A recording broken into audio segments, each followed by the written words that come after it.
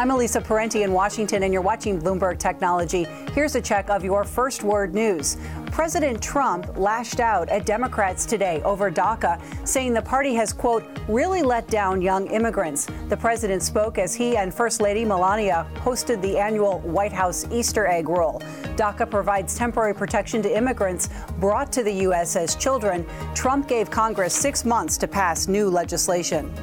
The White House has confirmed that a summit meeting between President Trump and Vladimir Putin is in the works. A spokeswoman says the two presidents discussed a number of potential venues for a meeting in the not-too-distant future.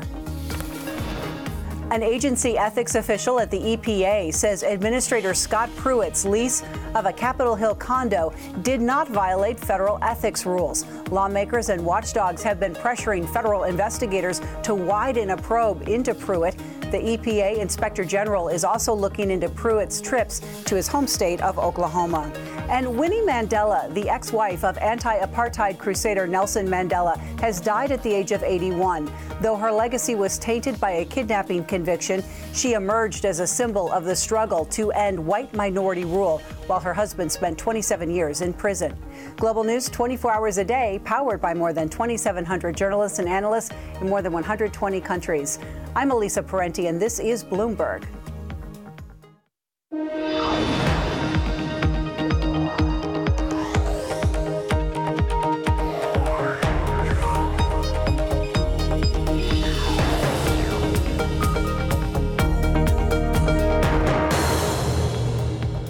And this is Bloomberg Technology. Coming up, the second quarter Techxodus, or Tech Exodus. Tech continues its plunge, once again leading a larger market sell-off. Plus, Apple goes all in on its own technology and delivers what could be a devastating blow to Intel. We'll analyze the company's new plan to power the Mac and the beginning of the end of an extremely lucrative partnership.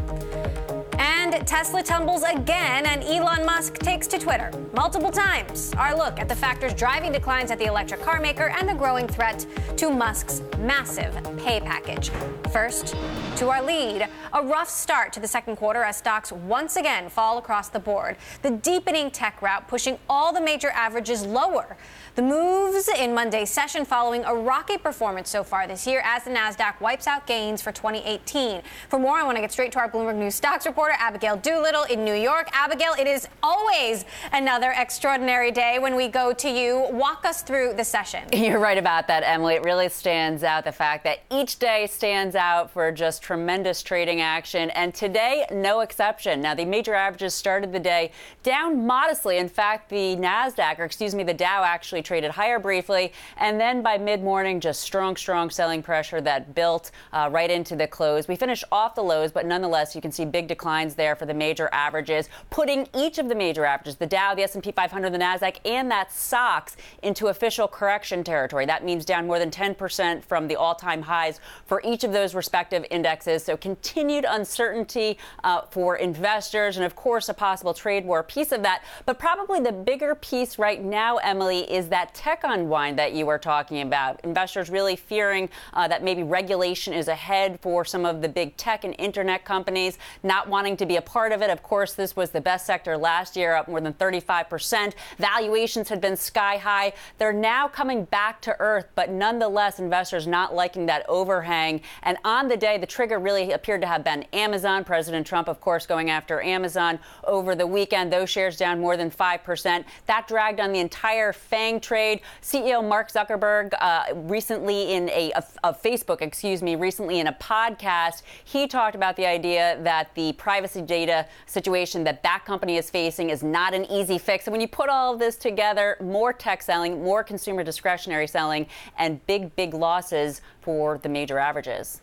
We're going to talk about Amazon and the unwelcome presidential Twitter treatment later in the show. We're going to talk more about Facebook as well. But I do want to touch on Apple and Intel. Not some good news for the chip maker today. You're right about that. Now, at the lows, Intel had been on pace for its worst day since 2008. At those lows, down about 9%, finishing down about 6%, the worst day since December of 2016. And this has to do with Apple saying that as soon as 2020, it may no longer use Intel's processors in some of its products perhaps use its own chip. So basically a streamlining of its supply chain. Investors reacting very bearishly to this, in my opinion, perhaps a little bit more so than the headline may warrant, because it is far out. But with investors being so jittery about what's happening with technology, taking that toll. In fact, from a technical standpoint, Intel is doing something pretty interesting here, which is clinging to its 50-day moving average. But, Emily, it's hard to see whether or not that will hold. And, of course, the big story in the day relative to the technical is the S&P 500 below its 200-day moving average, a 25% weighting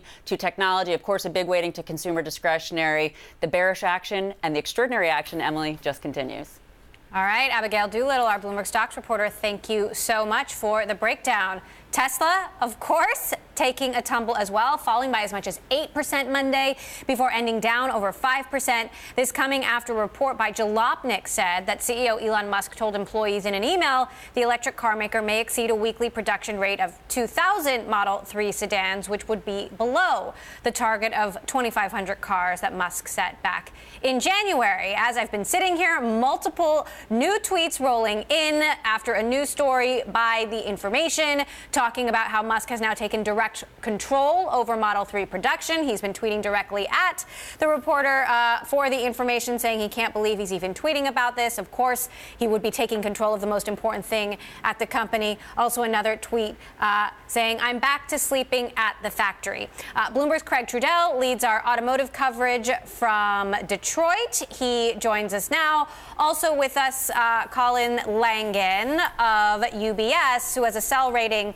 on Tesla. Craig, I want to start with you. There's a lot of things to talk about here. Model 3 production down, Model S recall, Model X crash using autopilot. On top of that, a bad joke about Tesla going into bankruptcy from Elon Musk himself. How does it all stack up? And it's definitely, I've been sleeping at the terminal moving all these headlines, Emily, if Elon's sleeping at the assembly line. Definitely, you mentioned the Jalopnik report and this idea that Tesla maybe was approaching 2,000 Model 3s a week as of today, actually. Perversely, that actually spurred a little bit of a relief rally. The shares were down as much as 8% earlier today. As you mentioned, a ton of negative headlines. The most important, really, from a financial perspective, being the ongoing problems with Model 3 and getting that car ramped up. That's supposed to be their mass market sedan. They have not been able to really get manufacturing going, really, from the beginning. And so Tesla really needs to figure that out, and it helps sort of explain these issues with Elon sending angry tweets to reporters. And I think one of his most recent ones was, I need to build more cars. And I think that really sort of sums up the predicament the company's in right now. So let's talk a little bit more about some of the tweets that have rolled in over the last 24 hours. One to the Wall Street Journal about the Model S recall, saying Tesla policy is to issue a recall before there are injuries. This is absolutely the right thing to do. Yet there were dozens of recalls by other car companies last month, including with injuries and deaths. You only wrote an article about Tesla. Why so? Bloomberg View's Joe Nocera responded saying, here's a new reason to be nervous about Tesla. The CEO is complaining about press treatment. Never a good sign. Of course, we just saw that again with the Information story just moments ago. Musk wrote back saying, not criticizing, just asking questions. Colin, should he stop tweeting and start focusing on the cars? I mean, it's a fair point. I mean, I think we're in a Twitter era here, so I'm not really sure what is to really comment on his Twitter comments. I'm sure it doesn't take that much time. Obviously, the importance for Tesla here is ramping the Model 3. It has everything to do with what investors are focused on in the near term, and it has everything to do with the cash burn story. If they can't get this ramped by Q2, I think they're going to have to go to the market and raise capital in Q3, and that's a challenge for them because they usually come to the market with good news. They usually have a story to sell, a new product to sell, and if they're going to the market because they actually are in a cash bind, I'm sure they'll be able to raise capital, but it's going to be the first time that they go in that kind of challenge position. So you have a sell rating. Why? Well, one, we are very concerned about the production ramp. As I said, I mean, they are in very tight cash position, and that's not a desirable position for any company to be in, which is the importance of this production ramp. Secondly, when they get on the other side of this ramp, they'll get a nice $1 billion, I estimate, working capital benefit. You still have to worry about the underlying profitability of the Model 3 at the low 40 price point that we think it might eventually sell at. It's going to be very challenging to have a wide profit margin on that kind of vehicle. And then lastly, you have to really think about competition coming down the pipeline. Audi, Jaguar, Porsche has the emission coming next year. There's a lot of competition coming that will cut into the Tesla's EV opportunity. And then on top of that, we've seen reports of quality issues with the Model 3. So it's just not only just ramping, but it's making sure those products are at the quality level that customers expect for what's going to be, even for the lower model, it's still going to be a luxury kind of price point for that vehicle. Craig, we can't forget about the tweet about the NTSB. The NTSB spokesperson reportedly saying they were concerned about the investigative information that they are getting from Tesla. Musk tweeting lots of respect for the NTSB, but NHTSA regulates cars, not the NTSB, which is an advisory body. Tesla releases critical crash data affecting public safety immediately and always will. To do otherwise would be unsafe. Look, safety is the ultimate priority here. Should we be concerned about the safety given, the rush that appears to be happening behind the scenes?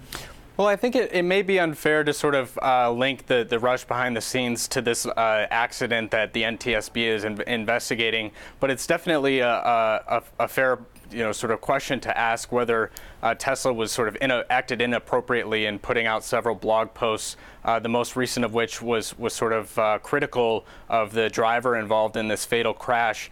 The company did try to walk this fine line of saying that it's tragic what happened and that it's sorry that this occurred. But the company came out and during an active NTSB investigation talked about the driver not having his hands for a period of time leading up to the crash. And this is just sort of a no-no. And the NTSB, when it looks into accidents like this, it requires that the companies that are subject to the investigation to cooperate, but also to sort of keep quiet as the investigation is going on. All right, Craig Trudell of Bloomberg News. Thanks so much, Colin Langan, UBS analyst. We are all standing by the Twitter to see if there is more news later this hour. Coming up, Spotify hits play. The streaming service's plans to go public, but not the way you might think. That is next. And if you like Bloomberg News, check us out on the radio. Listen on the Bloomberg Radio app, Bloomberg.com, and in the U.S. on SiriusXM. This is Bloomberg.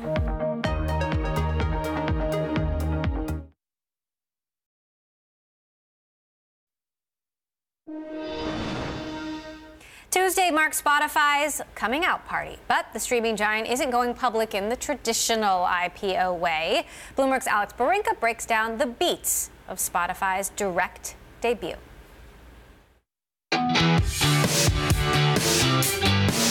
Spotify is becoming a public company, but don't call it an IPO. The music streaming service is sidestepping the traditional initial public offering process in favor of a direct listing. That means the company itself won't be selling any shares, and it will skip the share price discovery process that's essential to an IPO. Typically, when a company goes public, management and its advisors decide on a valuation and embark on a marketing roadshow. They make their pitch to Wall Street and judge interest from potential shareholders. The night before the stock starts trading, they use that input to set a final price and number of shares to be sold to investors. Then, the shares open based off that dollar amount the next day. Spotify is skipping all that and going straight to the trading part. On listing day, existing private shareholders will simply be able to sell the stock to public market investors. Large established companies rarely do direct listings. The risk is that the stock will tumble immediately or swing wildly in the first months of trading because the company hasn't gone through that exercise of matching supply and demand. But Spotify's betting its reign over the streaming music market will get investors excited. The streaming giant was valued privately at $8.5 billion in its March 2016 funding round. And since 2017, the shares have changed hands in recent private transactions valued anywhere from $6 billion to $23 billion. Going public will mean more investors will have the potential to bet on the future of the music streaming company. Spotify is promising investors big things, up to 96 million subscribers by year end. That's 36% more than it currently has. And revenue, up 20 to 30% more this year, potentially reaching $6.5 billion US. But investors will also be keeping a close eye on operating losses, which Spotify expects will be $283 million to $406 million US this year. But new shareholders can't count on having much of a voice. According to people familiar with the matter, Spotify's co-founders will hold shares with super voting power after the listing. With the streaming music market predicted to hit $34 billion by 2030, you can bet investors hope they're plugged in to the market winner.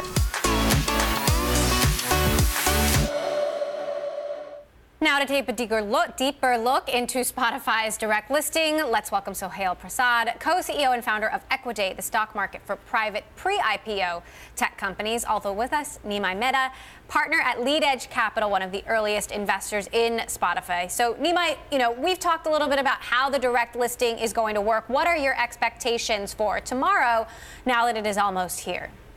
Hey, Emily, good to be with you. Hey, Sohail, how you doing? Hey, yes, so tomorrow, look, the direct listing, what we've heard over the last few weeks is that actually Morgan Stanley and Citadel, the direct market maker, they've been talking to a lot of investors over the past few weeks to determine at what price people might be willing to buy at and what price people might be willing to sell.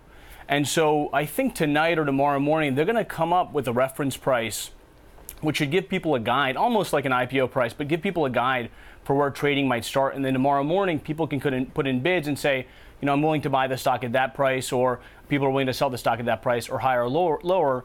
And then from there, we should see trading start. We've got a lot of confidence in Citadel. They manage 20% of the volume on a given day at the stock exchange. And so we think they're going to do a good job at handling the volume tomorrow and are excited about it. So Hale, you have seen all of the pre-direct listing activity leading up to this. Where do you think it's going to end up? What valuation do you think we'll see at the end of tomorrow? So we've seen incredibly strong demand on Equidate. Over the last quarter, we've done as much volume as we did all of last year and then some. Over 150 million. So we've seen strong institutional demand and retail demand across the board. Analysts are pegging this at 40 to 43 billion as a price target. So there's a lot of room for growth from the last private round. How much room, Nimai, do you think there is to grow?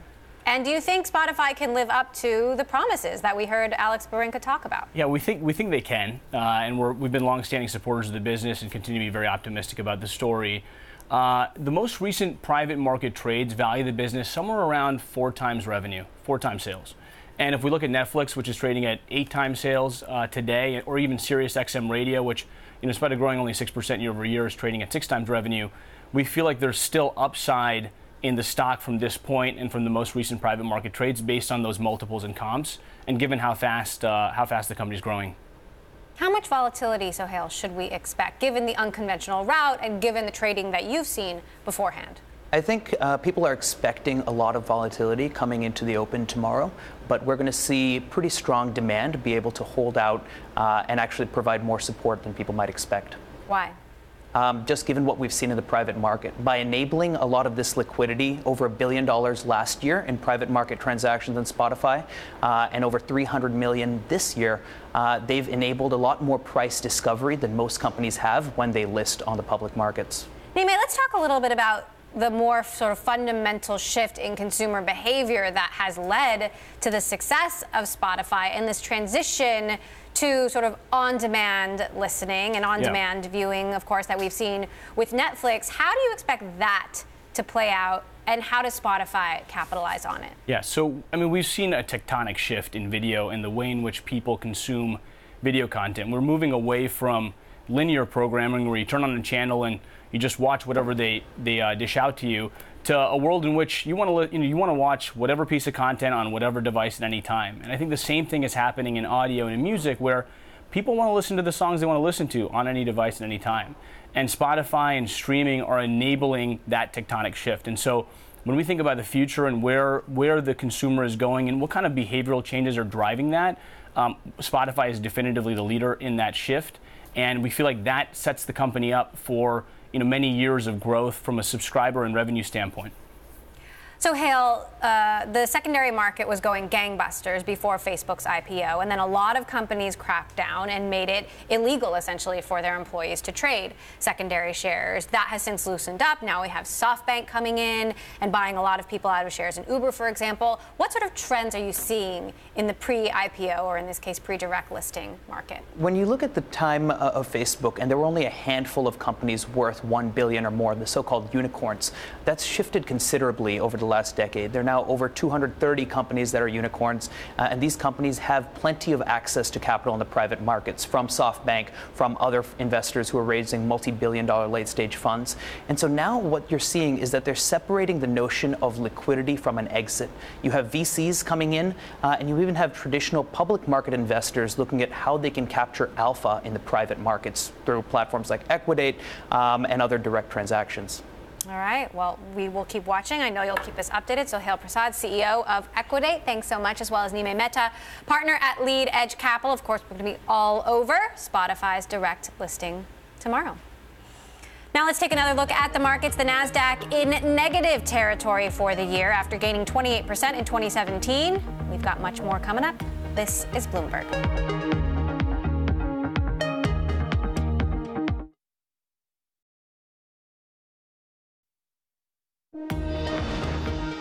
A stock we are watching, shares of Fitbit tumbled in Monday's session after a Morgan Stanley analyst downgraded the stock to underweight.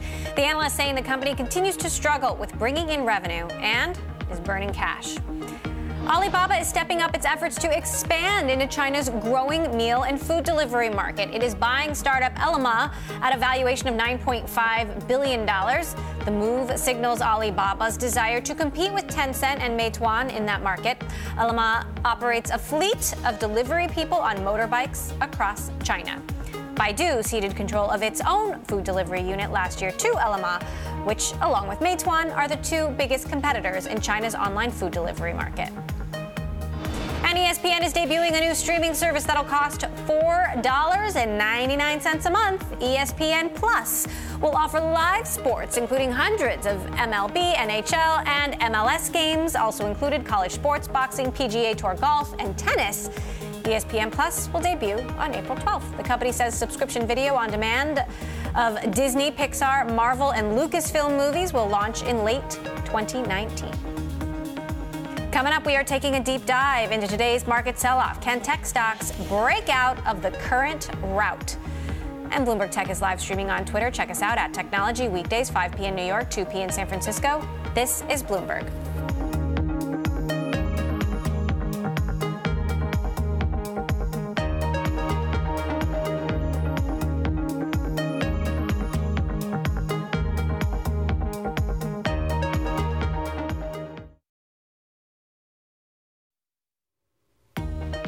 I'm Elisa Parenti in Washington, and you're watching Bloomberg Technology. Here's a check of your first word news. President Trump went after the DOJ and the FBI again today on Twitter, accusing them of withholding information and delaying submitting documents to Republicans in Congress. Those criticisms come after FBI Director Christopher Wray assigned about 50 employees to work around the clock reviewing requested documents. Turkey issued arrest warrants for U.S.-based cleric Fethullah Gulen and 7 others allegedly involved in the assassination of Russia's ambassador to Turkey. President Erdogan has repeatedly sought the extradition of Gulen, who he accuses of masterminding a failed July 2016 coup. The warrants come as Russia's Vladimir Putin prepares to make a 2-day trip to Ankara. Israel reached an agreement with the UN today to scrap a controversial plan to deport African asylum seekers.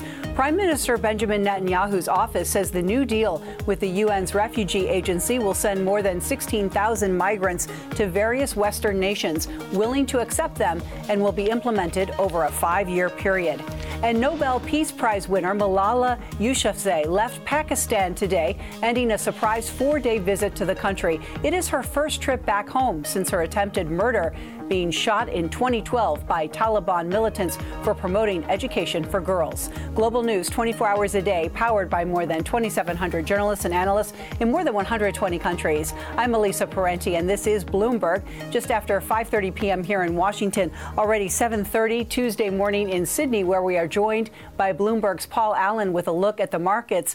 Paul, I guess we have to hope that there's not a carry-through to what we saw in the States when Asia opens up for business.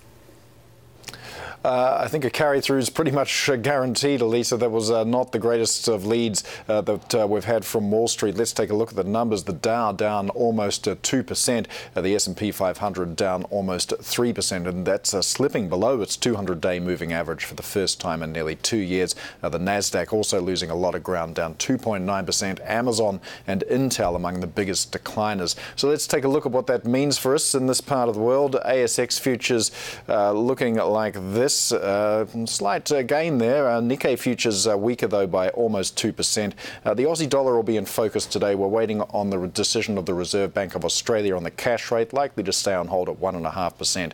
Let's take a quick look at commodities. Gold strengthening on haven demand, while we've seen a little bit of a pullback in the oil price, and iron ore now officially in a bear market. I'm Paul Allen in Sydney. More from Bloomberg Technology next.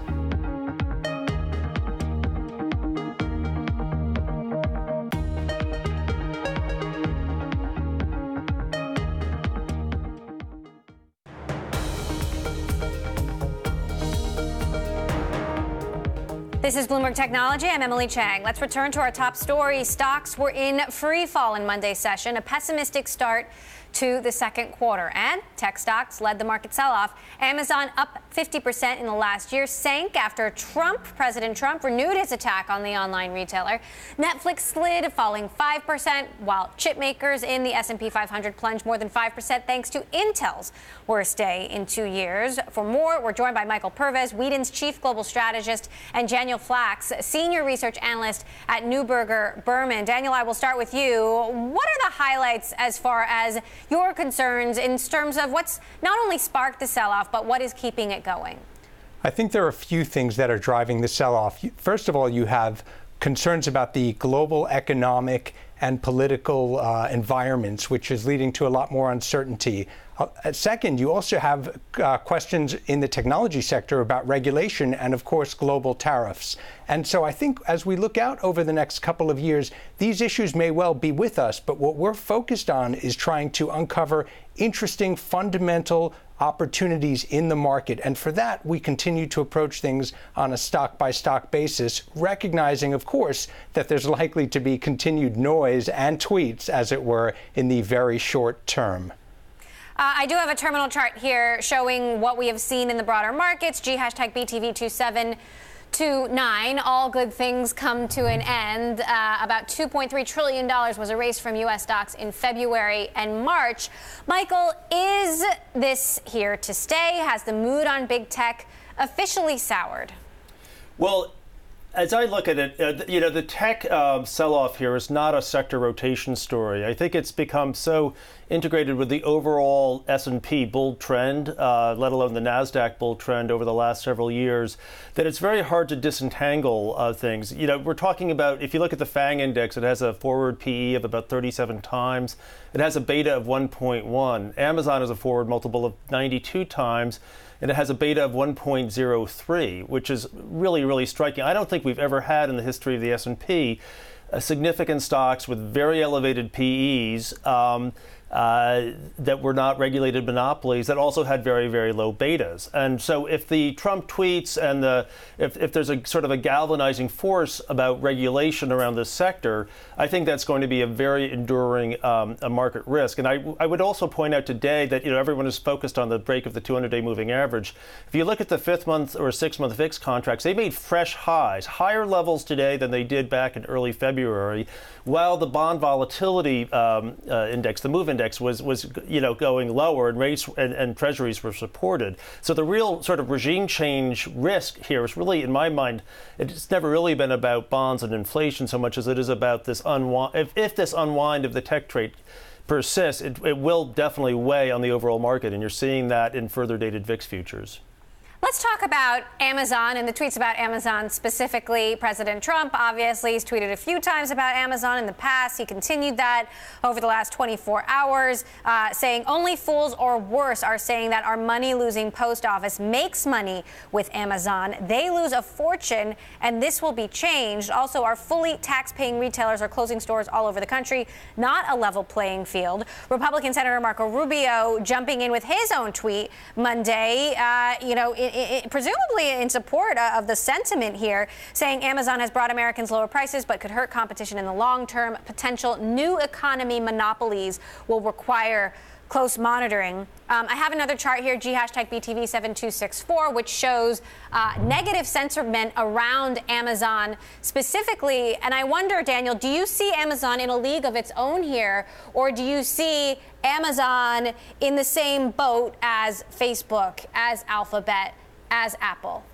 I think when we look at Amazon and frankly many other platforms, these companies are leveraging the infrastructure, including the post office, in all the countries that they operate in. But what's important is if you take a company like Amazon, they're investing aggressively in physical infrastructure, which is also helping to create jobs. And so if you look, for example, at small businesses, many of these businesses are able to leverage the Amazon platform to reach customers in ways that they wouldn't be able to do otherwise. And so when we think about the future of Amazon and some of the other platforms, the key is really to combine the physical and the digital assets to create a user experience that keeps customers happy and keeps them engaged with these platforms. And so as we think about the medium to long term, the real important focus for Amazon and others is to innovate, to invest and create value in what, of course, remains a very, very competitive market. And so we think Amazon has potential to continue to differentiate, and we expect them to continue to invest aggressively, both in the U.S. as well as overseas. Now, with regard to Amazon, Bloomberg News has done the math, and when it comes to the post office, they actually do make money on Amazon. Bloomberg has done the math. That said, it is sentiment also that matters here. And Michael, I wonder if, you think we are going to see regulatory action from this administration, given what we have seen, over the last few weeks and months, just coming from the president alone? Look, I think there's a long way from tweet to actual policy, simply because the nature of the beast here is extraordinarily complicated. What these guys do and the issues surrounding, just tying back to Facebook with what's been happening on their data side, it's very intricate, it's very complicated stuff.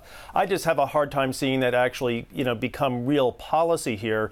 But and so there's another question about consumer engagement, whether that changes as well off either of these platforms. But I would certainly say that even if the news flow just persists and we don't really see a sort of a call to arms on policy in Washington, that somehow the discount rate for this group of stocks has got to be going higher and staying higher, and that's going to that means lower PEs going forwards, even if the fundamentals are not really changed. All right, Michael Purvis from Wheaton & Company and Daniel Flax at Neuberger Berman. It is all about the fundamentals. We're going to be talking about the fundamentals of Facebook momentarily. Coming up, after Facebook's Cambridge Analytica crisis, will advertisers stay on the platform or go elsewhere? And just where will they go? We will discuss next. This is Bloomberg.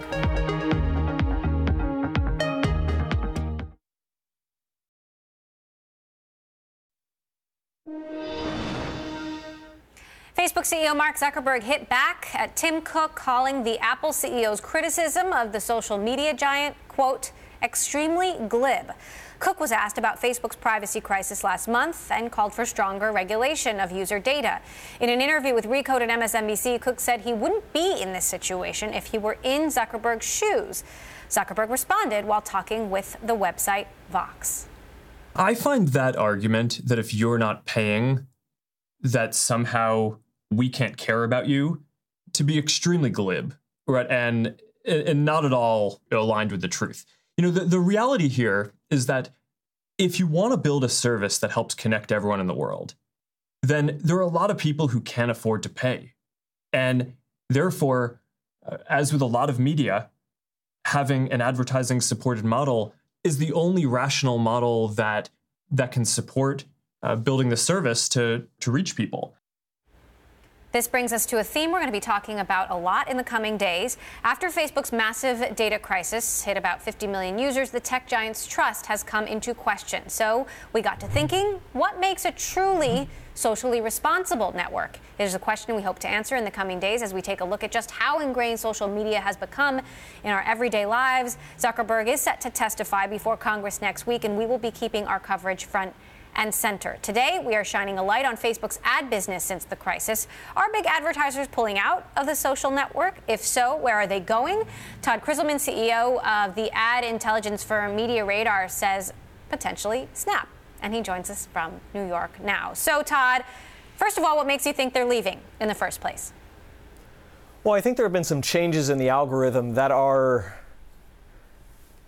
definitely things that Facebook was putting into place at the end of last year and the beginning of January. And so the impact of that, as Facebook decided to step away from aligning themselves with any type of editorial on one side of the spectrum or the other, as a result of them stepping back, you saw Snapchat and others stepping forward a little bit more, saying, hey, we can court these other types of publishers. And with that, advertisers follow. Has Facebook lost any advertisers, to your knowledge, as a result of this Cambridge Analytica scandal in particular? It's too early to calculate. Our business model at Media Radar is to track all the advertising, and that's everything from YouTube to Snapchat. But we definitely see a big uptick in advertising on Snapchat, and some of that's from the redesign that they announced over the last few months. That said, Snap is supposedly cutting about 100 jobs out of advertising. Are they really benefiting that much from, Facebook overflow, if you will? Yeah, I think they are. Listen, I think one of the things that's interesting are these Discover channels inside of Snapchat's platform. And there are many, this is all public, there are many more Snapchat Discover channels and partners. And those partners, whether they're the Hearst Corporation or NBC, they're filling those new channels with advertising. And those advertising dollars are coming from not just certainly from Facebook, but it's certainly one of the places. And you're hearing from those broadcasters and publishers like Hearst that they're happy to be partnered with Snap. What do you make of Mark Zuckerberg's response to Tim Cook, saying that Cook's comments are extremely glib and that an ad-supported model is the only rational model if you really want to reach everyone in the world? Oh, look, I think these things are portrayed as like either or, but they're not. Both companies are wonderful companies that have been at each other for some time. So I think it's to be expected, I guess, that Apple can take advantage of Facebook while they're down. But I think Mark's right. For sure, the ad-supported business model is one that's here to stay. Well, in this case, it's not really either or. Facebook makes money on advertising. Apple makes money by selling its devices. And so they are fundamentally different. And so, there are people out there like Tristan Harris and Roger McNamee who've suggested, well, maybe Facebook should charge a subscription for people and then take some ads out of the feed. Do you think that's something that's really realistic for Facebook or that Facebook should consider? I'm sure they're going to consider all the options. And look, there are more tiered subscription models, sort of where the people are in a free mode versus a freemium or paid mode. But I actually think in this case, what Mark said is right, which is the masses of which they are serving, not everyone is willing to pay for additional content. And I think when you look at the Apple business model, while they have some paid content, a lot of their business today is about the business of selling a piece of hardware. Not that the software business and services business is not growing and highly profitable and the fastest growing, but it's still just a piece of their business. So what do you think it really means to be a socially responsible social network?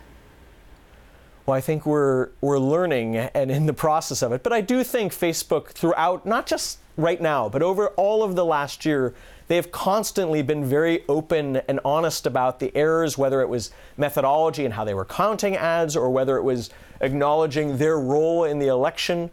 These are things that I think they're learning as they go through it. I do not think there's a blueprint for this that they know, however, ahead of time. All right, Media Radar CEO Todd Krisselman, thank you so much, Todd, thank you for weighing in. We are going to be covering the socially responsible network all week. Do not miss our conversation tomorrow with Franklin Foer, author of World Without Mind, The Existential Threat of Big Tech.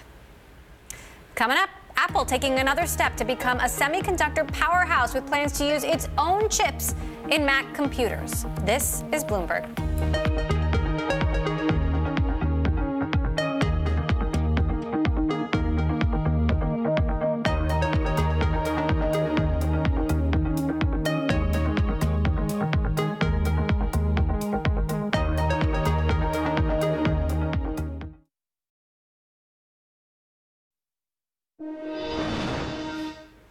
In the midst of all his tweeting about Tesla, Elon Musk also fired off a tweet celebrating his other company, SpaceX. Monday afternoon, SpaceX had another successful launch from Cape Canaveral, Florida. The Falcon 9 rocket carried 5,800 pounds of supplies for the International Space Station.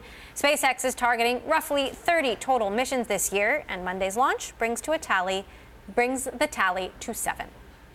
Now to a Bloomberg scoop. Apple is delving further into the chips business with plans to use its own chips in Mac computers as early as 2020. The move would replace Intel chips currently in the hardware. The news, a big blow to the chip maker, shares falling 6%. For more, I want to get to the reporters who broke this story. Bloomberg Tech's Ian King, who covers the chip industry, and Mark Gurman in LA, who of course covers Apple. So Mark, tell us exactly what Apple is doing here.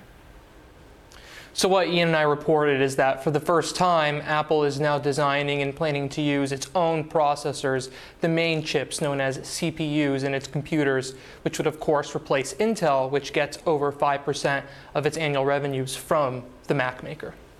So Ian, why is this such a big blow to Intel? It depends, really. I mean, as Mark just said, about 5% is not the end of times for Intel. But if it spreads, if it becomes a phenomenon, if it becomes a proof point that shows that Intel's chips are no longer the leading technology that nobody can live without, then it becomes a major issue. What's the likelihood of that? Well, there's been lots and lots of attempts over the years to try and knock Intel off its spot. Qualcomm is currently trying to get into the PC industry again with help from Microsoft. Nobody's really made any impact. But if Apple can do it, then people are going to look. Mark, how does this fit into what we know more broadly about Apple's plans? So what Apple's strategy over the past, let's say, 6 or 7 years or so, has to increasingly bring more features from the Mac to the iPad and the iPhone, as well as vice versa, bringing features from the iPhone and the iPad to the Mac. And over that time, the Mac has sort of languished, has taken a step back from prominence from iOS, given how much money that generates for the company, the iPhone over 2/3 of revenues. But what Apple's going to start this year, and they're going to announce this in June, is a big push to sort of bring the software platforms of the Mac and the iPhone and iPad together. They're going to start allowing users to run iPhone and iPad apps on your Macs. So the next logical step is to move to the hardware space in terms of merging, and that's what we're seeing for the chipsets. If every Apple product, Macs, Apple Watches, Apple TV, iPhones, iPads, etc., run the same processor, the same lower level functionality, they can run more of the same features and get new enhancements at the same time. Intel is weathering this, in an already bad year after the chip flaws that you reported on earlier this year. Ian, how does this fit into the bigger Intel story? Yeah, I mean, this is the thing, is like, there's no small risk here for Apple, right? If you're saying we don't need Intel anymore, then you're saying we trust Samsung, we trust TSMC to make these chips, we trust them to catch up with Intel, if not surpass Intel. In the past, those bets have been made and haven't panned out. Intel has been able to reassert itself. So we'll see. I mean, traditionally Intel said, we're 18 months, 2 years ahead of everybody else. Now we're not so sure about that gap. And I guess this could be a major test for them. So Mark, what about the risk that Apple is taking here? A company that, certainly, doesn't want to make any mistakes. This decision is 10 years in the making. In 2008, Apple bought a company called PA Semi. It was a UK-based manufacturer and developer of very low-power chipsets. Apple, a few years later, turned that into the main processor called the A4, which was the chip behind the first iPad as well as the iPhone 4. Now they have chips for everything. They have chips for wireless networking. They have chips that manage the security and some features on Mac computers. They have chips for basically everything in an iPhone. So they've been working on this for a while. They have a gigantic chip team of hundreds of people stationed both in Israel, which is a big hub for chip making and other tech endeavors, as well as in California near their Apple Park campus. So they've been working towards this for a while, and now you can sort of read the tea leaves and see everything come together. We have the hardware portion, what we reported on today, Ian and I. We have the software portion that I reported on in December, merging the iOS and Mac app stores. And all we're waiting for is to get to that final point, to get to that peak, the plateau where they bring everything together and do a complete merger of both the hardware and software, while still maintaining what is good about the Mac versus what's good about the iPhone. I don't think they're going to do touchscreen Macs from here. I think those are still going to be separate. In terms of the risk, I don't think it's very risky, right? Because they have to walk a fine line, which they've always done and which they will do. There's really no chance that Apple messes this up. They're not going to do something that's going to alienate their customer base. Ian, you have 15 seconds. Yeah, well, there is a little bit of a risk here, because if you get it wrong, if you're out there on your own like they were originally before 2005 when they had to come to Intel, then you're struggling. Then you're struggling with the competition. All right. Well, I know you're going to both keep reporting on this and keep us posted. Bloomberg's Ian King and Mark Gurman, thank you both. That does it for this edition of Bloomberg Technology. A reminder, we're live streaming on Twitter. Check us out at Technology, weekdays, 5 p.m. New York, 2 p.m. in San Francisco. That is all for now. This is Bloomberg.